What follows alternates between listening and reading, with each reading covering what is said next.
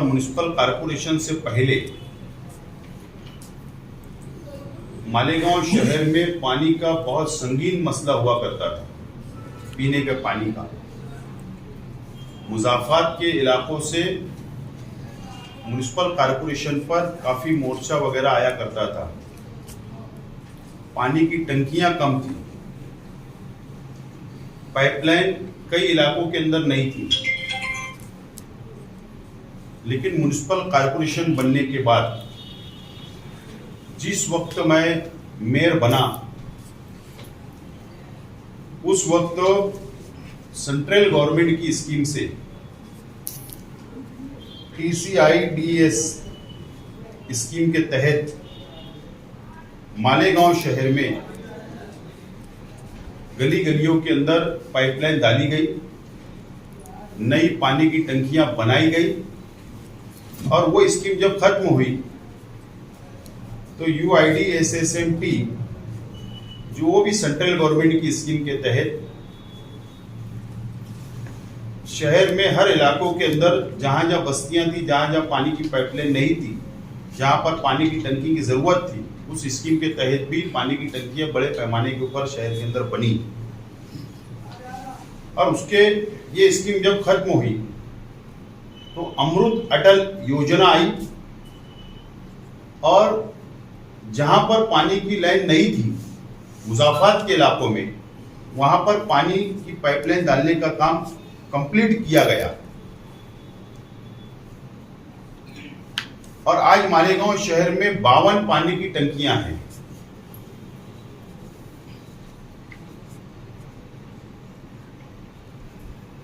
UIDSSMT और जिस वक्त मैं मेयर था TCIDS, सेंट्रल गवर्नमेंट की स्कीम जब मालेगांव शहर के अंदर लाई गई और पानी की टंकियां और पाइपलाइन डाली गई, तो हुकूमत से एग्रीमेंट किया गया। हुकूमत ने जब स्कीम हम लोगों की मंजूर की तो उसमें ये शरायत लिखी हुई थी कि जब तक ये काम कंप्लीट नहीं होता, हर साल 5% पानी पट्टी बढ़ाकर ली जाएगी शहर के आवाम से। और आज जो मेरे पास मालूमात है, म्युनिसिपल कॉरपोरेशन से मैंने जो मालूमात लिया हूं, जो पहली स्कीम थी वो भी कंप्लीट हो गई, जो दूसरी स्कीम थी वो भी कंप्लीट हो गई, और जो तीसरी स्कीम थी वो भी कंप्लीट हो गई। यानी पानी पट्टी भी बढ़ाई गई और स्कीम भी कंप्लीट हो गई है। सबसे पहले तो मैं ये आखिरी में बोलना चाहता था, लेकिन मैं अव्वल बोल देता हूं कि कई लोगों ने कोशिश की कि पानी 5% जो वाड़ किया जा रहा है, अब इसको कंट्रोल में कर दिया जाए, रोक दिया जाए, अब हर साल ना बढ़े। कई लोगों ने कोशिश की, लेकिन मैं आज इस प्रेस कॉन्फ्रेंस के जरिए इस बात का ऐलान करता हूं कि 5% जो वाड़ हो रही है, कानूनी बात यह है कि जब स्कीम कंप्लीट हो गई तो अब इसके अंदर कोई वाड़ नहीं होना चाहिए, और ना नफा ना टोटा के तहत ये स्कीम चलना चाहिए, आवाम को पानी मिलना चाहिए। और इसके लिए मैं कोशिश करूंगा, कॉरपोरेशन के जरिए हुकूमत तक जाऊंगा, और अगर इस शहर की आवाम ने आने वाले म्युनिसिपल कॉरपोरेशन में हम लोगों को, राष्ट्रवादी कांग्रेस पार्टी को अगर अक्सरियत दी, मेयर हमारा बना, तो इसके बाद 5% पानी जो वाड़ करती है म्युनिसिपल कॉरपोरेशन, हम लोग वो होने नहीं देंगे और उसको हम यहीं पर रोक देंगे, क्योंकि स्कीम कंप्लीट हो गई। दूसरी बात, कई लोगों ने कोशिश की, कॉरपोरेशन के कमिश्नर हो वक्त के, या वाटर सप्लाई डिपार्टमेंट के इंजीनियर हो, या सिटी इंजीनियर हो, कई सियासी पार्टियों ने इसके ऊपर तहरीक भी चलाई, कई सियासी पार्टी इन्हें मुतालबा करती रही, लेकिन प्रशासन जो है वो बहुत चालाक है। उसने हर वक्त टालने की कोशिश की, गलत मालूमात देने की कोशिश की, और जो लोगों ने भी तहरीकें चलाई या जो लोगों ने भी मुतालबा किया, उनको नाकामी हाथ लगी, क्योंकि उनकी मालूमात में कमी थी, उनको नॉलेज नहीं था, या वो प्रैक्टिकल उन्होंने कभी समझने की कोशिश नहीं की, सिर्फ सियासत करने की कोशिश की होगी। लेकिन आज जब मैं बैठा हूं आप लोगों के सामने, चंकापुर डैम से हमारा जो आरक्षण है वो 1200 MCFT का है, और हमको जब रोटेशन छोड़ा जाता है, जब वो तलवाड़ा डैम में आता है, तो हमको रोटेशन के हिसाब से 300 MCFT पानी हम लोगों को मिल जाता है, और मुकम्मल पानी 100% पानी हम वहां से उठाते हैं और आवाम उसका इस्तेमाल करती है और कारपोरेशन आवाम को देती है। और गिरना डैम से हमारा 900 MCFT आरक्षण है, रिजर्व है हमारा पानी, लेकिन हम लोग जो पानी उठाते हैं सालाना वो सिर्फ 500 या 550 MCFT उठाते हैं, इससे ज्यादा हम नहीं उठाते हैं, और एक दिन नागा करके पानी हम लोग सप्लाई करते हैं। लेकिन अभी अगर हम लोग मालेगांव शहर के आवाम को म्युनिसिपल कारपोरेशन रोजाना पानी अगर देना चाहती है, तो बहुत बड़ा मामला नहीं है, बहुत बड़ी बात नहीं है, क्या बहुत बड़ा खर्च आने वाला है, ऐसा नहीं है। बस कमिश्नर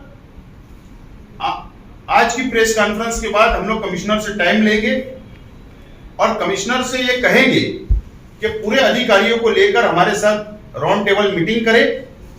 हम एक एक आंकड़ा उनको बताएंगे, एक एक मालूमात हम देंगे, टेक्निकली मालूमात देंगे कि किस तरीके से रोजाना पानी आवाम को दिया जा सकता है। अगर कुछ फिगर हमारे अपने पास, हम लोगों ने जो फिगर की मालूमात ली है अलग अलग टेक्निकल जराए से, तो आप इस बात को समझने की कोशिश करिए।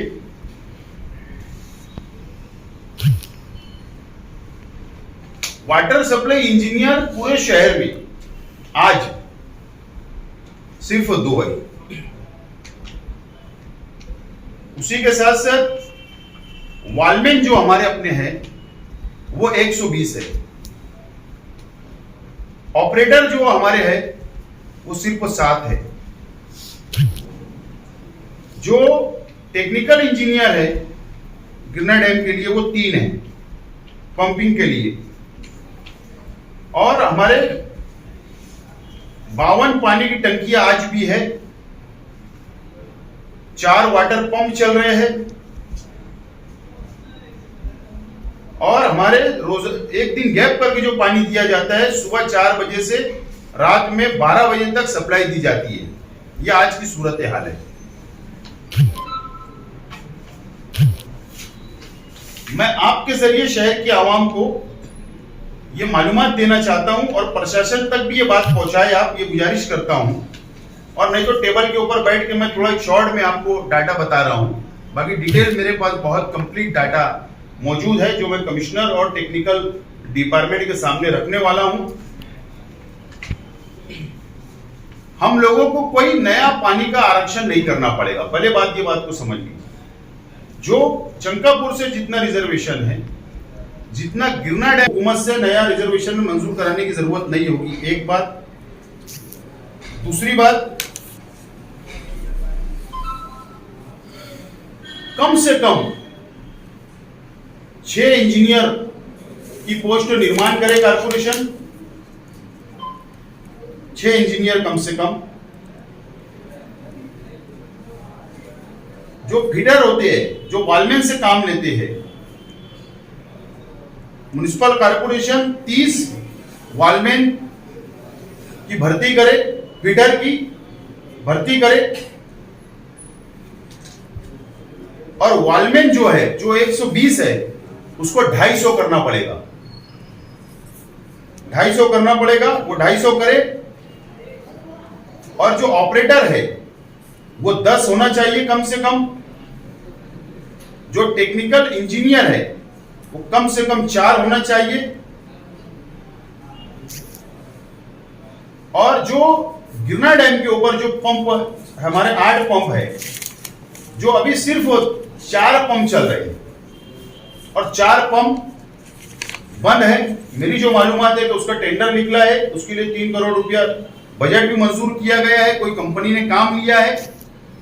वो 8 पंप हमेशा शुरू रहना चाहिए और 6 पंप अगर कंटिन्यू चलेगी तो हमको एक रोजाना पानी सप्लाई हो सकता है। और 2 पंप हमारे पास रिजर्व रहना चाहिए, अगर कोई फॉल्ट होता है दूसरे पंप पे तो उस पंप से हम लोग सप्लाई दे सकते हैं, पानी उठा सकते हैं। ये एक शॉर्ट डाटा मैंने आप लोगों के सामने दिया हूं। और ये अगर कारपोरेशन करती है, प्रशासन करता है, तो यकीनन शहर को रोजाना पानी मिलेगा। और इसके लिए अगर हम लोगों को पोस्ट का निर्माण करना पड़े, परमानेंट जॉब के लिए भर्ती करना पड़े, इंजीनियर की, वॉलमैन की, फिटर की या टेक्निकल इंजीनियरों की, जो भी भर्ती करना है, तो वो प्रोसीजर शुरू रखे आप कारपोरेशन। लेकिन टेम्परवारी मानधन के ऊपर ये तमाम ही पोस्ट भर लिया जाए और उनको अच्छा मानधन दिया जाए, टेम्परवारी जॉब हम लोगों को दे दिया जाए। और उन लोगों से ये काम अगर लेने की हम लोग शुरुआत करेंगे, कारपोरेशन कमिश्नर, तो जरूर हम लोग 6 महीने में रोजाना पानी देने की पानी दे सकती है कारपोरेशन और नलों के अंदर पानी आ सकता है रोजाना हमारी माँ बहनों को।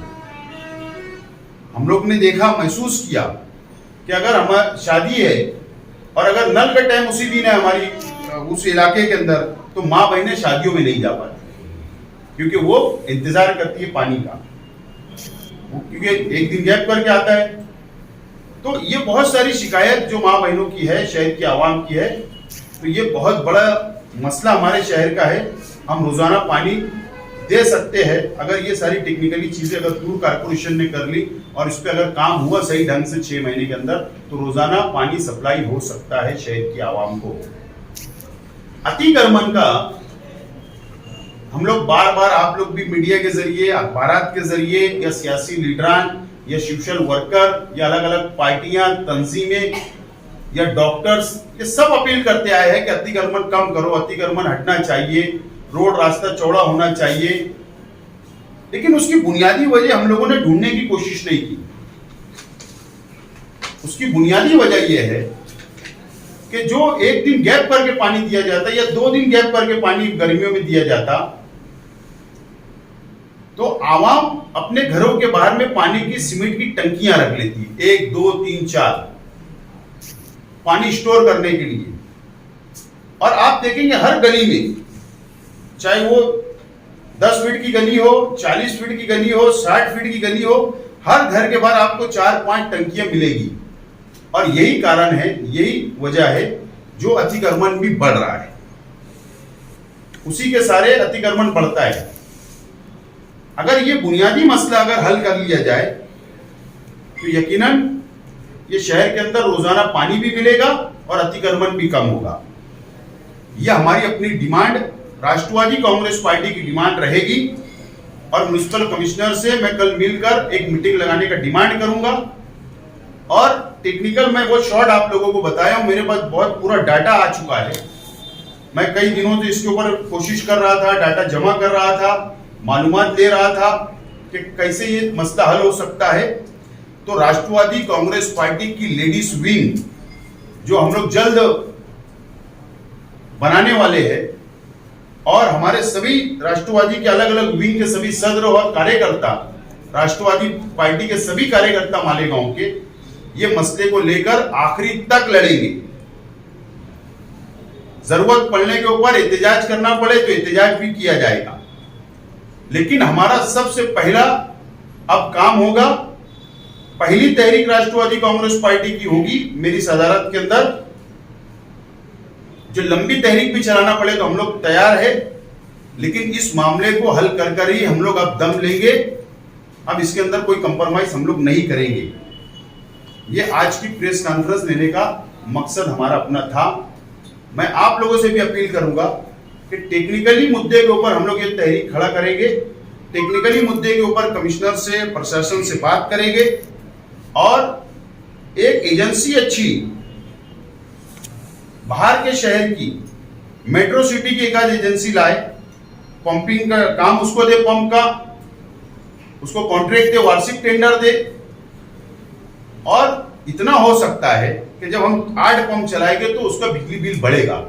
तो उसके लिए शेख रशीद साहब ने एक ठहराव पहले से पास किया है कि वहां पर सोलर सिस्टम से बिजली तैयार की जाए। उसके ऊपर भी अमल होना चाहिए ताकि बिजली का बिल भी ज्यादा ना हो। ये तमाम ही चीजें ये शहर के लिए ये जरूरी है।